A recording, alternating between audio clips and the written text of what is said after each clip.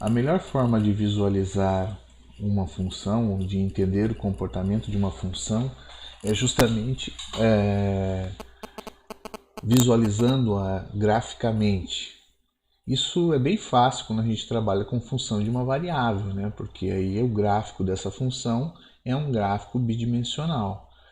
Quando você trabalha com duas variáveis, nós temos necessariamente que fazer um gráfico tridimensional. Então a gente vai tentar definir exatamente o que é esse gráfico e como a gente pode construir esse gráfico de uma maneira relativamente fácil, né? Então a ideia é, se eu tenho uma função de duas variáveis, eu vou então definir o gráfico de uma função f como sendo um conjunto. É um conjunto das triplas ordenadas, então são pontos do R3, onde as duas primeiras componentes são justamente o ponto do domínio em que eu estou calculando a minha função f, e a terceira componente é o valor da função naquele ponto do domínio.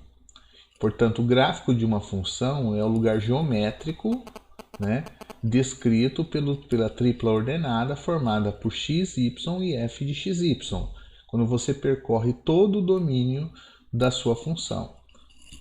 O gráfico de uma função de duas variáveis é necessariamente um gráfico tridimensional, já que a gente está trabalhando com triplas ordenadas. Tá? Bom, para poder visualizar um gráfico tridimensional, é claro que se você tem esse conceito, você pode pensar em percorrer todos os pontos do domínio e tentar encontrar e calcular a função, e aí plotar isso, né, ou desenhar isso numa posição do espaço x, y, f de x, y. Isso funciona quando você trabalha, por exemplo, com um computador, né? O computador, você pega uma dimensão, um subdomínio desse domínio, né, da função, e aí gera todos os pontos respectivos e te dá um aspecto dessa função. Uma forma mais interessante de compreender o comportamento de uma função de duas ou mais variáveis é a ideia de curva de nível. Então você considera que se você tiver aqui uma função com duas variáveis e uma constante que pertença à imagem de f, então você vai definir a curva de nível ou cota C ao conjunto formado pelos pares ordenados do meu domínio, tal que a minha função é exatamente igual a C.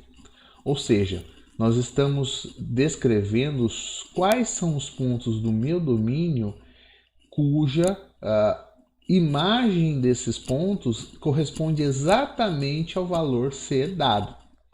Tá? A curva de nível descreve o conjunto em que a f mantém uma altura constante ou uma cota constante. O que é interessante é que a curva de nível está contida no domínio da função, e o domínio da função está contido no R2. Portanto, a curva de nível é um gráfico bidimensional que é muito mais simples de ser feito. Normalmente o que você faz é considerar várias cotas ou várias curvas de nível, tá? Então a união de todas essas curvas de níveis é chamado de mapa de contorno da minha função f. E esse mapa de contorno vai me dar uma descrição de como a função se comporta, tá? Então, com essas curvas de nível formando esse mapa de contorno, eu consigo enxergar de forma fácil como a função se comporta. Nós vamos ver vários exemplos agora de funções e dos seus respectivos mapas de contorno, né? Então nós temos aqui o primeiro caso trivial, é usando uma função constante. Então eu escolhi aqui f de x, y igual a 3. O domínio dessa função aqui claramente é o R2, né? Então você pode pensar que é do R2. O único ponto que eu tenho na minha imagem é o valor 3. Então só existe uma possibilidade, que é fazer a curva de nível igual a 3. E nesse caso, curva aqui deve ser até dentro de aspas, né? Porque, na verdade, o que a gente tem é que são todos os pontos do R2 tal que é igual a 3. Como a função é constante igual a 3, a minha curva é o próprio plano, o próprio R2. Tá? Então, se eu vou plotar isso aqui num gráfico bidimensional, todo R2 vai corresponder à minha curva, entre aspas, de nível.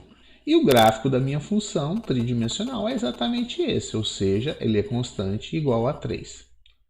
Esse exemplo não há muito o que fazer, né?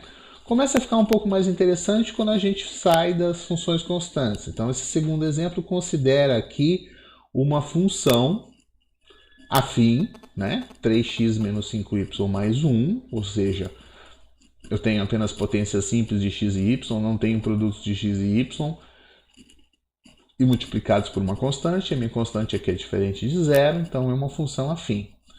A imagem dessa função é os próprios reais. Né? É fácil perceber que qualquer valor que eu colocar aqui, eu consigo isolar um y em função de x correspondente. E é exatamente assim que a gente determina as curvas de nível. Né?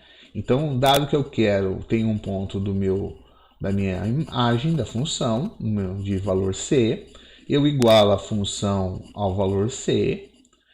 Então, eu tenho 3x menos 5y mais 1 igual a c. E agora aqui eu vou isolar o meu y. Então, vou escrever o y igual a 3/5 de x mais 1 menos c sobre 5. Fazendo uma álgebra aqui bem simples. Tá? Isso aqui me diz que as curvas de níveis vão ser descritas em função de c e do valor de x. Isso aqui, na verdade, é uma reta, né? Da forma x mais b, ou seja, uma constante aqui que é a minha inclinação da reta. Então, ela tem inclinação de 3/5, ou 0,6, e o ponto em que ela cruza o eixo do y, né? Quando x é igual a 0, é 1 menos c sobre 5. Isolando aqui o x, né? Se o y for igual a 0, eu tenho que o x vai ser c menos 1 sobre 3. Então, isso descreve exatamente as minhas retas. Bastam esses dois pontos aqui para eu conseguir desenhar as respectivas retas. Então, nós fizemos aqui vários valores. Então, atribuindo os vários valores para c, c igual a menos 10, c igual a 0, c igual a 10, c igual a 20, c igual a 30. Isso vão dando retas que vão descrevendo a posição ou a altura da minha função. Então, significa que nessa direção aqui, eu tenho o valor da função constante igual a menos 10. Tá? Se a gente for olhar aqui nesse gráfico, é mais ou menos como se fosse alguma coisa aqui, bom, tipo menos 10. Aqui embaixo é menos 39 a 41, né? Então, menos 10 talvez esteja por aqui. É como se fosse uma reta, a reta constante aqui, No ponto 0, ela está subindo. Então, o que está acontecendo é que ela está caminhando, crescendo nessa direção. Então, é mais ou menos essa posição aqui. Tá? Depois, para valor 10, mais para cima. Tá? Do valor 20, eu ainda estou maior aqui, mais para cima ainda. Tá? Então, ela vai crescendo nessa direção. Ok? Bom, eu desenhei na mão aqui, a minha reta não ficou muito reta, mas basicamente são retas que vão descrevendo como a função vai se comportando. Então você vê que você olhando para a curva de nível ou para o mapa de contorno, você percebe qual é o comportamento da função. Ela é baixo nesse ponto e cresce nessa direção. E se mantém constante nessa direção. Então ela vai se mantendo constante e crescendo nessa direção. Tá? Daqui para cá. Um exemplo um pouco mais complicado. Agora eu tenho uma função polinomial, né? X ao quadrado mais y ao quadrado. Bom, como eu tenho soma de dois valores quadrados aqui, meu valor é maior ou igual a 0. Portanto, a imagem da minha função são os reais positivos. Tá? Então, eu vou considerar as curvas de níveis para valores c maior ou igual a 0. Igual a função ao ponto c. Então, eu tenho que vai ser x ao quadrado mais y ao quadrado igual a c. Ora, como c é um valor positivo, eu posso escrever ele como o quadrado da raiz quadrada de c. Então, essa expressão x ao quadrado mais y ao quadrado igual a um raio ao quadrado é, na verdade, a equação da circunferência. Portanto, as curvas de níveis de f são circunferências de centro no 0, 0 e raio raiz de C. Então, se a gente olhar aqui para baixo, nas nossas curvas de níveis, o que está acontecendo? Cada vez que eu vou o centro em 0, 0, né? O 0, 0 está bem aqui, correspondendo a esse ponto, tá? Exatamente aqui o meu ponto central, né? E aí eu vou tendo circunferências. Então, se o meu C for 5, o meu raio vai ser raiz de 5. Então, ela tem essa circunferência. Conforme eu vou aumentando a minha cota da minha função, o meu raio vai aumentando. Então, vai aumentando a minha circunferência. Então, o que eu tenho aqui no ponto 0, 0 é exatamente esse ponto aqui.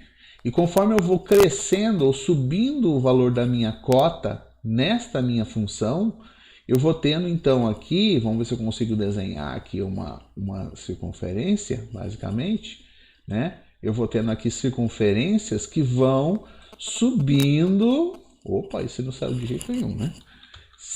Subindo, ok? Faz de conta que são circunferências, né? Subindo aqui a minha função. Então, como eu vou aumentando e vou subindo, ele vai formando essa espécie aqui de cone ao lado, né? 11 circunferências que eu vou crescendo. Observe que nessa posição aqui, ó, com C igual a 25, eu tenho exatamente a circunferência de raio 5, tá? Que está colocada aqui em cima. Tá bom? Então você vê como a curva ou o mapa de contorno permite dar uma ideia do que está acontecendo. Porque ele mostra a direção onde a cota cresce e a forma com que ela se mantém constante.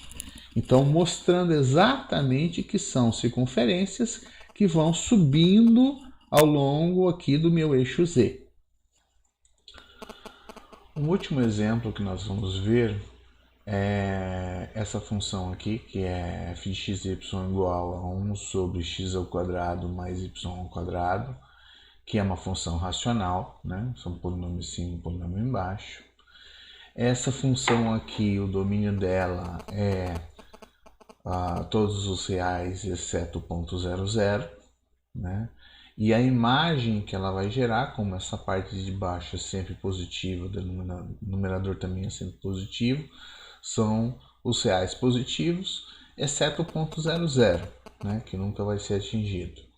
Então, para obter as curvas de nível, nós vamos utilizar valores C maior que zero, portanto, igualando aqui a função ao valor C, nós temos 1 sobre x ao quadrado mais y ao quadrado igual a C, portanto, x ao quadrado mais y ao quadrado igual a 1 sobre a raiz de C ao quadrado, já que o C é estritamente positivo, tá?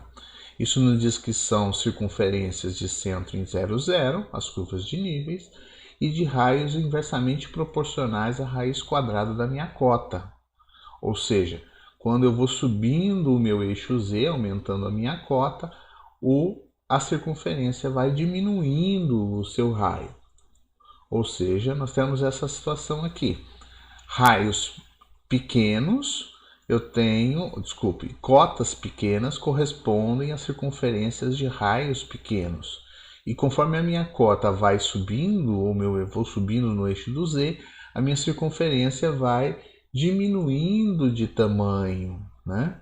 Então eu tenho exatamente o comportamento da função no caso tridimensional, ou seja, cotas baixas correspondem a circunferências de raio maior. Conforme eu vou subindo o meu eixo Z, vou aumentando o valor da cota, eu vou diminuindo o meu raio. Então ela vai afunilando aqui, tornando cada vez menor a circunferência, conforme eu subo na direção do meu eixo Z.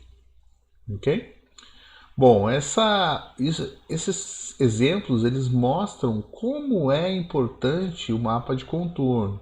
O mapa de contorno ele te dá uma descrição do comportamento da função, sem que você precise realmente realizar ou fazer o gráfico tridimensional. Então você tem uma ideia ou uma noção clara de que direção a sua função aumenta ou diminui de valores e qual é o comportamento do gráfico da função.